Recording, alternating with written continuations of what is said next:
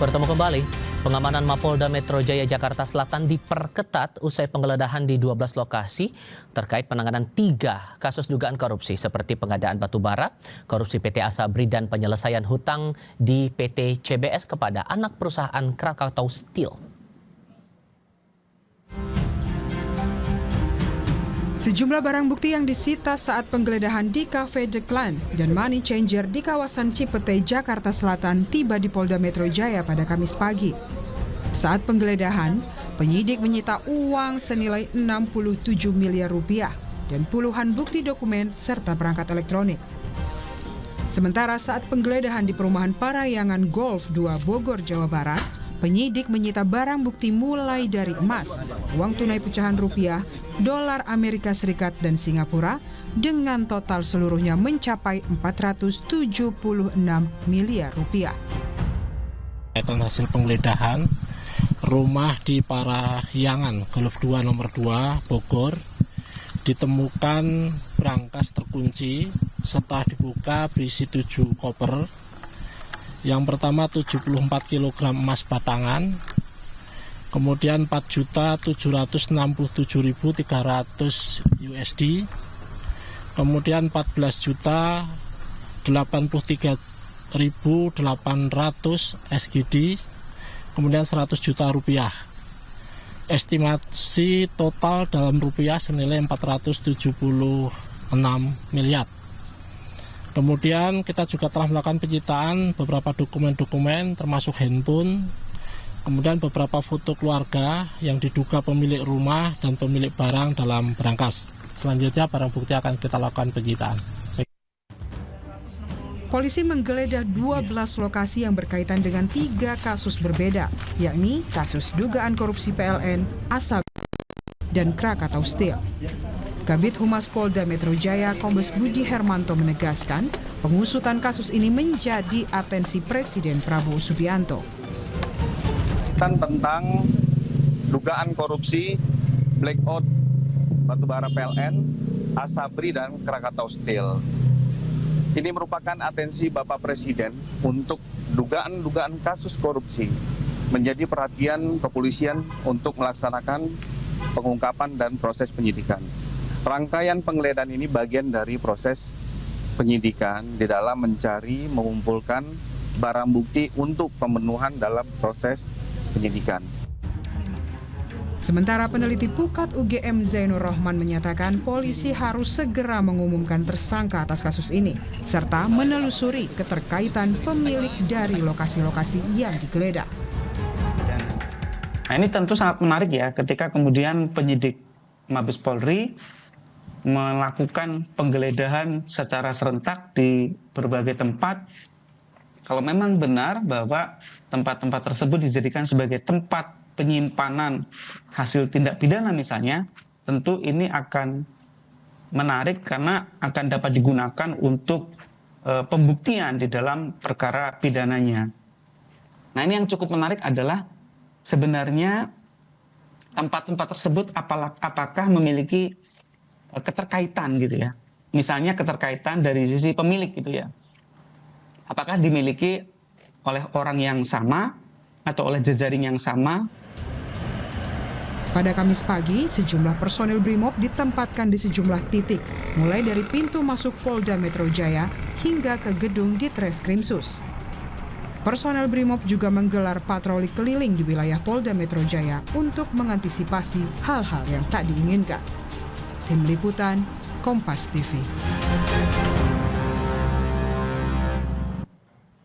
Polisi sudah menggeledah banyak tempat sejak Rabu siang hingga Kamis pagi. Banyak barang bukti pula yang telah terkumpul, tapi hingga saat ini masih belum ada nama tersangka yang diumumkan terlibat dalam kasus dugaan korupsi di 3 kasus berbeda. Mari kita berdiskusi dengan para narasumber yang bergabung lewat sambungan dalam jaringan. Ada Komjen Pol Purnawirawan Ito Sumardi, Kabareskrim Polri periode 2009 hingga 2011, dan Bivitri Susanti, pengajar STH Jentera Institute. Mbak Bivit, selamat malam. Pak Ito, selamat pagi dengan Tifal di sini. Selamat malam. Selamat pagi, Pak Tipa. Terima kasih semua sudah bergabung bersama kami, terutama Pak Ito yang masih bersedia bergabung bersama kami pagi ini dari luar negeri. Pak Ito, kalau melihat bukti-bukti yang sudah terkumpul, nilainya udah nggak main-main, Pak. 400 miliar lebih. Banyak bukti dalam bentuk emas, ada uang, ada dokumen. Tapi sampai sekarang belum juga diumumkan. Ini bagian dari strategi polisi atau sebetulnya masih ada tantangan juga dihadapi polisi untuk menguatkan bukti baru kemudian mengumumkan tersangkanya? Ya baik, Mas Tipa. Yang pertama secara normatif, ya. Secara normatif ini kan kita harus mengedepankan azas praduga tak bersalah atau presumption of innocence. Kemudian yang kedua juga kita harus menghormati due process of law. Bahwa terhadap tersangka itu harus mendapatkan proses hukum yang fair. Itu yang paling penting ya. Kemudian yang kedua, ada pertimbangan yuridis, kemudian juga teknis penyidikan, dan juga komunikasi ke publik ya dalam menyebutkan tersangka, calon tersangka. Kenapa demikian? Yang pertama adalah untuk menghindarkan error in persona. Karena kita tahu ada pra peradilan ya apabila kita salah menetapkan tersangka. Yang kedua mencegah tersangka ini mengamankan barang-barang bukti yang mungkin masih relevan. Ini kan bisa dilakukan yang bersangkutan. Kemudian dalam pasal 91 KUHP baru larangan penyidik untuk bagaimana misalnya menyampaikan kepada publik tersangka dengan kesan bahwa telah mengesankan adanya perbuatan praduga yang bersalah. Ya, ini dalam rangka perlindungan HAM. Dan yang selanjutnya adalah menghindarkan risiko pra-peradilan ya, untuk memastikan bahwa dasar hukum formal dan materialnya itu telah terpenuhi. Karena kita tahu apabila ini kasusnya kasus besar dan menarik perhatian masyarakat dan menjadi atensi presiden. Demikian Mas Pak. Kalau melihat sampai 12 titik yang digeledah, Pak, bisakah kemudian kita katakan ini berarti penyelidikannya sampai kemudian akhirnya menggeledah dalam kurun 2 hari terakhir ini sudah lama berjalannya? Sudah. Mas, ini kan sudah bukan proses penyelidikan lagi. Sudah masuk dalam proses penyidikan. Saya tentunya sudah berkoordinasi dengan adik-adik dari penyidik, dan mereka secara profesional tadi dengan pertimbangan-pertimbangan jangan sampai apa yang kita lakukan ini menjadi sia-sia karena ada salah administrasi ya. Kita semua tahu bahwa pra-peradilan ini pun juga tentunya harus menjadi concern bagi para penyidik untuk betul-betul berhati-hati secara cermat. Yang terutama tadi masih banyak barang-barang bukti yang diduga relevan yang mungkin tentunya kita harus melakukan strategi untuk penyelidikan tadi ya. Dengan pertimbangan yuridis, teknis penyidikan ini yang kita lakukan saat ini, dan tentunya menyampaikan ke publik juga kita harus menghormati tadi dengan azas praduga tak bersalah maupun due process of law atau hak daripada seorang tersangka untuk mendapatkan proses hukum yang fair. Ini yang menjadi concern dari penyidik sampai saat ini. Karena pengembangannya kemungkinan besar masih bisa berkembang secara lebih luas lagi. Demikian Mas Tifa. Mbak Bivit, kalau Anda melihatnya harusnya tersangkanya sudah ada. Kalau dengan titik geledah yang sudah sebanyak itu, temuan barang-barangnya sudah sebanyak itu juga, emas 74 kilo kalau pakai konversi harga sekarang aja nilainya itu sudah 200 miliar lebih. Harusnya polisi sudah punya tersangka dong kalau begitu, atau punya pandangan lain di sini, Mbak? Tersangka saya kira ada atau tidak ada itu ada persoalan materialnya, ada persoalan formilnya. Maksud saya begini, dugaan bahwa ada orang yang melakukan perannya masing-masing dalam sebuah proses penyidikan yang saya pahami pasti sebenarnya sudah ada. Tapi penetapan tersangka di titik ini saya bisa bersetuju dan mengapresiasi kerja kepolisian, mengapresiasi apa yang disampaikan oleh Pak Ito, karena penetapan tersangka itu persoalan dalam KUHP yang juga harus dilakukan secara hati-hati. Apalagi yang kita hadapi. Mbak Bivit? Saya mau coba pastikan dulu. Oke, sorry Mbak Bivit, tadi sempat terputus sedikit. Boleh diulang lagi bagiannya tadi? Ya, mudah-mudahan bersambung ya. Jadi saya melihatnya berdasarkan KUHP, penetapan tersangka secara formil, apalagi itu memang sangat-sangat ada prosedur yang lebih ketat. Dan saya kira dengan situasi bahwa yang dihadapi adalah juga aparat penegak hukum, yaitu kejaksaan, saja harus ada kehati-hatian di situ. Jadi itu bisa saya pahami. Cuma begini Mas Tifal, peristiwa ini kan jadi sorotan kita semua karena ada hal-hal lainnya yang mengikuti. Ya, misalnya ternyata ada yang rumah yang dijaga oleh aparat TNI misalnya dan seterusnya. Nah sebenarnya itu yang jadi aspek. Mbak Bivit? Harus dijelaskan secara terang. Sudah sampai mana sebenarnya proses sampai dengan penetapan tersangka secara formil bisa dilakukan. Supaya kita tidak berspekulasi. Karena kok masuk bagian lain nih, ini ada seseorang yang mungkin menjadi tersangka dari pihak kejaksaan, ada kepolisian sebagai penyidiknya, tapi kalau ada TNI nih, nah ini kan suatu hal yang saya kira juga patut dijelaskan secara terang, barangkali oleh semua pihak yang terkait, apalagi kita juga paham tadi ada perhatian penuh dari Presiden, jadi publik berhak tahu apa sebenarnya yang sedang terjadi dengan kasus ini. Tapi kalau kemudian, sorry saya potong Mbak, tapi kalau kemudian kalau kata Pak Ito kasus ini sudah masuk tahap penyidikan, harusnya kan ada tersangka dong kalau begitu. Kalau menurut Anda ini bagian dari strategi makanya kemudian belum diumumkan dulu sekarang oleh polisi tersangkanya, atau ada hal lain nih Mbak menurut Anda? Ya memang ada aspek politiknya, itu yang tadi saya katakan. Bahwa hari ini mungkin ada pertemuan dengan Presiden, terus ada penjelasan dulu, dan seterusnya. Barangkali itu yang juga akan menimbulkan kehati-hatian. Karena memang tadi ya aspek teknisnya menurut KUHAP memang tidak serta-merta juga. Begitu ada penyidikan maka kemudian pasti sudah ada tersangka. Karena harus ada 2 alat bukti dan seterusnya dan seterusnya. Itu di KUHAP jelas. Nah cuma buat saya yang menjadi pertanyaan besar adalah kenapa belum juga kita jadi berspekulasi. Jangan-jangan ada aspek politik yang lebih. Ketika misalnya ada situasi tadi TNI ikut, kemudian Presiden yang saya dengar juga memanggil pihak-pihak terkait dan seterusnya. Berarti ada aspek politiknya yang membuat penetapan tersangka belum bisa dilakukan. Tepatkah begitu Pak Ito bahwa ada aspek politik makanya kemudian tersangka belum diumumin sampai detik ini? Ya sebetulnya yang dikatakan Mbak Fitri tadi betul, bahwa kan kita dalam proses penanganan satu perkara Mas Ival, itu kan ada namanya proses criminal justice system, ya sistem peradilan pidana, di mana Polri itu sebagai penyidik, kemudian jaksa sebagai penuntut, dan nanti diserahkan kepada pengadilan. Kalau ada misalnya ya kita baru dugaan petinggi daripada salah satu institusi khususnya di kejaksaan. Kejaksaan itu kan memiliki azas dominus litis ya.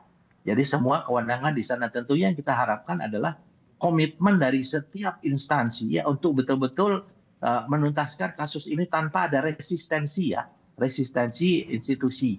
Jadi kita semua tahu bahwa bagaimana Polri waktu itu untuk beberapa kasus yang melibatkan perguruan tinggi kita buka di depan kepada masyarakat dan tuntas ya hukumannya. Tentunya ini pun juga perlu untuk masalah ini tadi unsur politis ini harus segera disingkirkan. Tentunya keterlibatan pihak ketiga misalnya yang tadi disampaikan Mbak Fitri ya bahwa ada TNI, kita juga lihat apakah memang untuk mengamankan agar kasus ini bisa berjalan dengan baik ataukah ada unsur lain.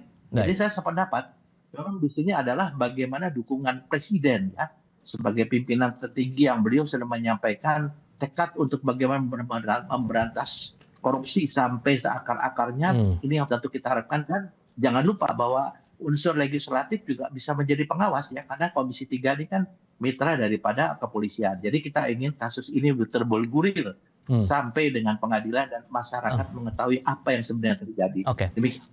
Demikian. Kalau mungkin saya bisa menyinggung apa yang sudah dijelaskan oleh Mbak Bivit sebelumnya, saya jadi keingat kejadian tadi pagi di Mapolda Metro Jaya. Ada penambahan pengetatan pengamanan di sekitar Mapolda Metro Jaya setelah proses pengusutan ataupun penggeledahan dilakukan oleh polisi.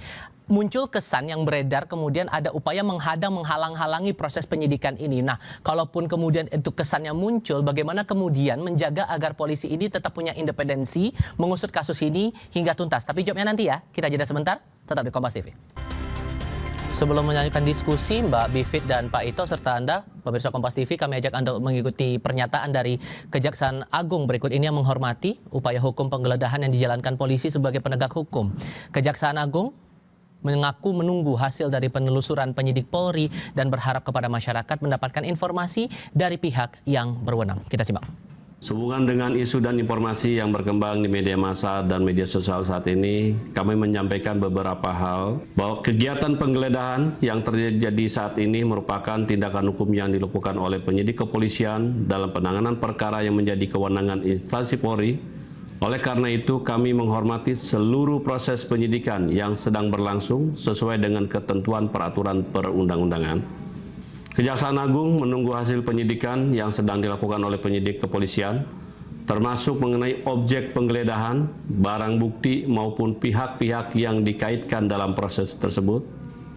Kami mengimbau publik agar tidak membangun kesimpulan maupun opini yang mengaitkan seseorang atau suatu institusi dengan dugaan tindak pidana hanya berdasarkan informasi yang berkembang di media massa atau media sosial. Seluruh proses penegak hukum harus tetap menjunjung tinggi asas praduga tak bersalah. Kami menghormati independensi dan kewenangan setiap aparat penegak hukum dalam menjalankan. Kita lanjutkan diskusi Mbak Bivit soal pertanyaan saya di segmen sebelumnya. Kalau melihat pergerakan di Mapolda Metro Jaya pagi tadi sampai ada penambahan pengetatan pengamanan setelah pengumpulan bukti-bukti kemudian menggeledah 12 titik di banyak tempat, ada kesan yang muncul bahwa ada yang berusaha untuk menghalang-halangi, mengadang proses hukum yang berjalan di Polri. Bagaimana kemudian menurut Anda melihat sikap yang harusnya ditunjukkan Polri, ditunjukkan oleh penyidik, agar independensi mereka tetap tegas di situ untuk menelusuri kasus ini hingga tuntas, Mbak? Ya, memang ada aksi, ada reaksi ya. Jadi saya melihat pengamanan yang diperketat juga reaksi dari dua fenomena yang juga sudah kita lihat di berbagai media. Satu, penjagaan oleh aparat TNI di beberapa rumah petinggi kejaksaan, dan juga yang kedua yang kami baca juga tadi pagi, beberapa kembali aparat TNI juga mendatangi Polda Metro Jaya.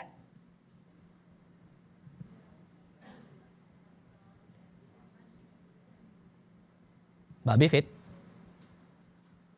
Maaf sekali, kami alami gangguan teknis, kami coba perbaiki dulu sambungan komunikasi kami dengan Bivitri Susanti. Saya coba kasih kesempatan ke Pak Ito. Kalau begitu Pak Ito, ini sorry Mbak Bivit, suara saya masih terdengar Mbak Bivit? Ya, masih terdengar. Oke, sorry tadi sempat terjeda sedikit. Oke, hal apa mungkin yang mau Anda tegaskan lagi soal independensi itu tadi Mbak?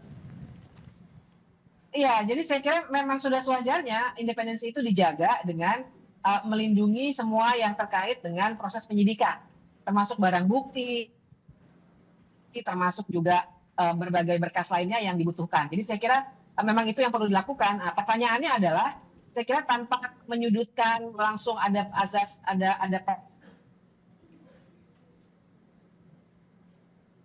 Oke. Kami coba perbaiki lagi komunikasi kami dengan Bivitri Susanti. Pak Ito, saya coba kasih kesempatan ke Anda dulu. Kalau begitu Pak Ito, hal yang semacam ini, penambahan pengamanan di Mapolda Metro Jaya ini juga jadi concern buat Anda Pak, bahwa ada upaya untuk menghalang-halangi proses hukum yang berjalan di tubuh Polri? Yang pertama tentunya saya tidak ingin berspekulasi ya Mas Tifal ya. Tentunya apa yang disampaikan oleh pihak Kejaksaan Agung saya sangat mengapresiasi ya. Betul sebagaimana yang saya sampaikan, kita harus mengedepankan azas praduga tak bersalah dan juga menghormati due process of law ya, yaitu proses hukum yang fair. Dari barang bukti yang diperoleh, itu pun juga tentunya harus dilakukan klarifikasi dan penyidikan yang mendalam untuk bisa mengkaitkan dengan para tersangka. Kan tadi dikatakan ada namanya presumption of innocence atau praduga tak bersalah. Tentunya di sini kita juga jangan melakukan spekulasi mengkaitkan ya dengan mungkin keterlibatan apakah instansi atau laka pihak-pihak tertentu sebelum penyidik betul-betul mendapatkan keyakinan dan juga akan menyampaikan melalui satu konpres. Kenapa demikian Mas Tifal? Karena ini kan akan dibawa dalam proses hukum sampai dengan sidang peradilan ya. Dan masih ada lagi media-media yaitu pra-peradilan yang bisa menggugurkan meskipun pihak kepolisian yakin bahwa itu adalah terkait dengan kasusnya. Tapi kan ini semua harus kita hormati. Kita juga harus bisa menahan diri jangan sampai memberikan spekulasi yang akan merugikan nama institusi ataupun nama perorangan. Jadi tentunya kita tunggu daripada hasil ya kecermatan teman-teman penyidik baik di Kortas Tipikor maupun Polda Metro Jaya di Reskrimsus untuk bisa mengungkap kasus ini. Dan ini karena menjadi perhatian daripada masyarakat luas, ini juga era digital, Mas. Kita nggak bisa menghindarkan seperti datangnya misalnya dari teman-teman salah satu institusi ke Polda, dan tentunya Polda juga harus melakukan langkah-langkah pengamanan. Karena kan di sana sudah ada beberapa orang saksi yang sedang diperiksa, dan juga mungkin ada tersangka yang sudah diamankan di sana. Demikian Mas Iqbal. Dengan narasi yang sudah beredar liar apalagi di media sosial Mbak Bivit, maka kemudian langkah polisi ini akan terganjal untuk menelusuri kasus ini hingga tuntas menurut Anda? Saya kira bisa jalan terus karena begini, publik bisa melihat ada masalah yang fundamental di sini karena yang tadi dikatakan ada institusi yang datang, tentu saja kita jelas melihat bahwa itu adalah TNI. Menurut Undang-Undang Dasar, TNI itu adalah alat negara di bidang pertahanan. Nah, jadi ketika ada urusan penegakan hukum, walaupun itu dilakukan antara kepolisian dengan kejaksaan, bahwa TNI bisa ikut campur di situ dalam arti mendatangi Polda Metro Jaya dan seterusnya, itu kan menimbulkan pertanyaan besar. Sehingga saya kira publik juga bisa melihat, mengutamakan penegakan hukumnya. Tanpa kemudian menduga-duga siapa yang bersalah dan seterusnya, kita tidak melakukan itu kok. Cuma persoalannya adalah kita harus membiarkan penegakan hukum yang dalam hal ini sedang dilakukan oleh kepolisian, itu dilakukan secara profesional. Jangan yang di luar proses penyidikan sebaiknya jangan ikut. Nah, saya kira publik yang masih banyak berakal sehat bisa melihat bagaimana politisasi dari situasi hari ini. Itu harapan saya sebenarnya. Oke, Mbak Bivitri Susanti, terima kasih. Pak Ito, terima kasih juga sudah bergabung bersama kami lewat sambungan dalam jaringan. Sehat selalu semuanya. Selamat malam dari Jakarta.